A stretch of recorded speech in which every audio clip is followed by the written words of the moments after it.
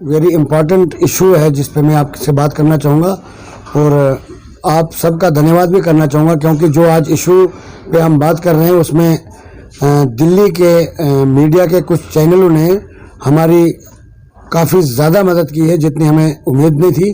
तो जिससे हम जिस मकसद से काफ़ी दिनों से यहाँ दिल्ली में हैं तो उसमें हमें काफ़ी हद तक जो है कामयाबी मिली है। तो बताना चाहूँगा कि जैसे आप सभी जानते हैं कि हमारा जो प्रोसेस कुछ दिनों से यहाँ पर दिल्ली में चल रहा है सुप्रीम कोर्ट ऑफ इंडिया में, एक हमारा जम्मू कश्मीर लद्दाख और हिमाचल प्रदेश में जो हमारे एसपीओज हैं, जो हमारे बहनें हमारे भाई जो हैं ड्यूटी करते हैं 24 घंटे ड्यूटी करने के बाद उनको मात्र 6,000 रुपये महीना दिया जाता है पर मंथ। तो उसके लिए हमने पिछले 6-7 साल से एक बहुत बड़ा मूवमेंट चलाई हुई है और उसमें मैं लीड कर रहा हूँ और उसको मैं देख रहा था पर्सनली। दिन रात एक करके हमने काफ़ी मेहनत की। काफ़ी मेहनत करने के बाद हम गवर्नमेंट ऑफ इंडिया के जो हमारे प्राइम मिनिस्टर साहब हैं उन तक पहुँचे और उन्होंने हमें, मैं थैंक्स करना चाहूँगा प्राइम मिनिस्टर ऑफ इंडिया का, क्योंकि एक बिजी शेड्यूल होने के बाद भी, एक प्राइम मिनिस्टर होने के बाद भी उन्होंने विद इन डेज हमारे जो लेटर्स हैं उसका जवाब दिया और जम्मू कश्मीर के चीफ सेक्रेटरी को उन्होंने डायरेक्ट हिदायत जारी की 2 साल पहले।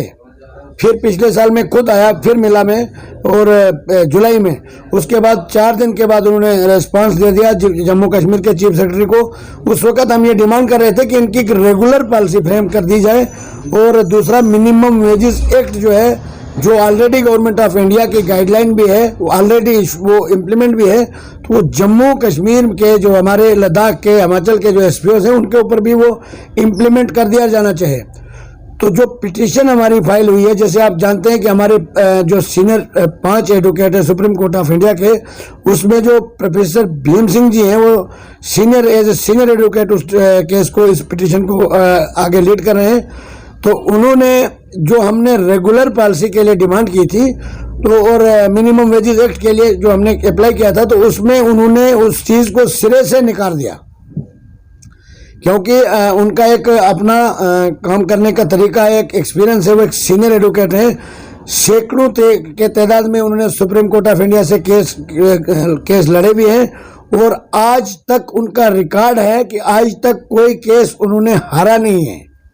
तो उन्होंने ये कहा कि जब एक तरफ से कांस्टेबल जो ड्यूटी करता है, दूसरी तरफ से वही एसपीओ वही ड्यूटी करता है, वही यूनिफॉर्म पहनता है, वही बेल्ट पहनता है, वही शूज़ पहनता है, वो सब कुछ एक होने के बाद तो तनख्वाहों में ज़मीन आसमान फ़र्क क्यों? हम पॉलिसी क्यों मांगेंगे? हम ये क्यों ना मांगे इनके लिए कि बराबर तनख्वाह इनको ट्रीट किया जाए as a constable, permanent constable, और वही इनको सहायता दी जाए जो एक पुलिस कांस्टेबल को मिलती है। आपकी सुप्रीम कोर्ट में जो लड़ाई है किस पॉइंट पे लड़ाई रहेगी? अब मैं तो एक पिटिशनर हूँ। मैं तो पिटिशन में तो फिरियाद करने के लिए आया हूँ। मेरे जो वकील हैं, जो लॉ जानते हैं, जो कानून जानते हैं, जिन्होंने सुप्रीम कोर्ट से हमारे 35,000 परिवार को इंसाफ दिलाने के लिए, मैं उनका तहे दिल से धन्यवाद करना चाहूँगा, क्योंकि एक चोटी के वकील होने के बाद हमारी रिक्वेस्ट पर अगर उन्होंने अमल किया और 35,000 परिवार का जो फरियाद उन्होंने एक्सेप्ट की और उस चीज़ को न्याय दिलाने के लिए सुप्रीम कोर्ट में उन्होंने जो पिटीशन फाइल तैयार की है, उसमें अब हमारी यही डिमांड रहेगी कि simple equal work equal wages जो जिस तरीके से है कानून बना है बाकायदा तौर पर। और दूसरी बात, हम भी ये मानते हैं कि अगर एक तरफ से इनकाउंटर में भी जो हमारे एसपीओज भाई अहम रोल अदा करते हैं, ट्रैफिक में भी रहते हैं, पुलिस स्टेशन में भी रहते हैं, जैसे कांस्टेबल ड्यूटी करता है। यहाँ तक मैं बताऊंगा कि जो हमारे जम्मू कश्मीर के एडमिनिस्ट्रेटर या बड़े बड़े मंत्री रहे, उनकी प्रोटेक्शन में एज ए पीएसओ तमाम ज़्यादातर एसपीओज को ही लगाया जाता है। उसके बाद भी उनको तनख्वाह जो दी जाती है मात्र 6,000 रुपया। तो इसके लिए मैंने 6 साल से जंग लड़ी थी और उसमें आप साफ तौर पे एक ही बात कहना है कि क्या आप जिस तरह के हर स्टेट के जो पुलिसकर्मी हैं उसी तरह से एसपीओ को भी तनख्वाह मिलनी चाहिए? बिल्कुल सेम। अब तो हमारा मानना यह है कि पिटीशन का हमारा मेन फोकस यही रहेगा कि जो कांस्टेबल को तनख्वाह मिलती है वही एसपीओ को मिलनी चाहिए पूरे जम्मू कश्मीर, लद्दाख और हिमाचल में। यही हमारे पिटीशन में हम डिमांड करते हैं। और एक बात और बताना चाहूँगा कि जब से ये पिटीशन की परंपरा दिल्ली में शुरू हुई है, सबसे पहले मैं जो हमारे एडवोकेट साहिबान हैं मैं उनका धन्यवाद करना चाहूँगा 35,000 परिवार की तरफ से, और दूसरा स्पेशली धन्यवाद प्रोफेसर भीम सिंह जी का करना चाहूँगा जो सीनियर एडवोकेट है सुप्रीम कोर्ट ऑफ इंडिया के और बहुत पुराने वकील हैं। उन्होंने जिस तरीके से इस केस को डील कर रहे हैं वो, तो मुझे लगता है कि इंसाफ बहुत जल्द मिलेगा। और दूसरी बात, जो मीडिया के कर्मचारी, मीडिया के हमारे मित्र जिन्होंने इस खबर को, इस ब्रेकिंग न्यूज़ बना के, क्योंकि ये एक ज़मीनी सतह से जुड़े हुए लोगों का मसला है, तो उन्होंने इस चीज़ को हाईलाइट किया जिसका रिजल्ट मैं आपके सामने कुछ शेयर करना चाहूँगा। जम्मू कश्मीर की गवर्नमेंट ने ये एक होम सेक्रेटरी ने एक ऑर्डर इशू कर दिया है परसों की डेट में, इसी महीने में, मतलब जब से मैं दिल्ली में हूँ, मुझे ये व्हाट्सएप पे रिसीव हुआ। यहाँ पर ये एक हमारे 6 साल के काम करने का जो है, मैं कहता हूँ कि अब हमारी मेहनत जो है वो रंग ला रही है।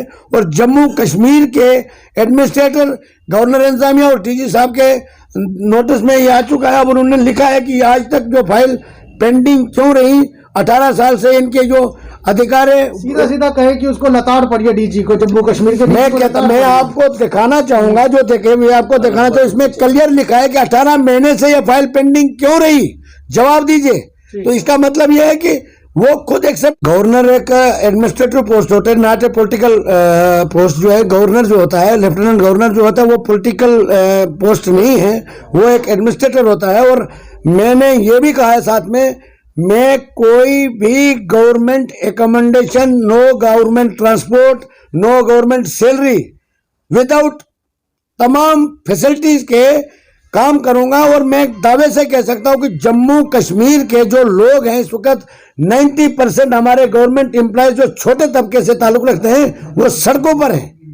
मैं बता सकता हूं अगर अनिल कपूर को फिल्म में एक दिन का सीएम बना सकते हैं तो जम्मू कश्मीर का लेफ्टिनेंट गवर्नर सेवा सिंह बाली को नहीं बना सकते क्या?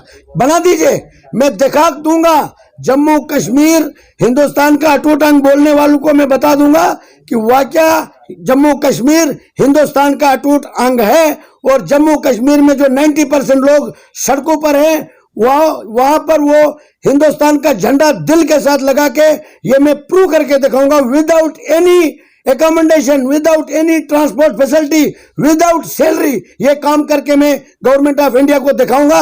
और मुझे पूरा भरोसा है कि गवर्नमेंट ऑफ इंडिया शायद मेरे ऊपर यह जिम्मेदारी आयद करनी चाहिए, गवर्नमेंट को चाहिए कि मेरे ऊपर यह जिम्मेदारी आयद कर देनी चाहिए। ठीक।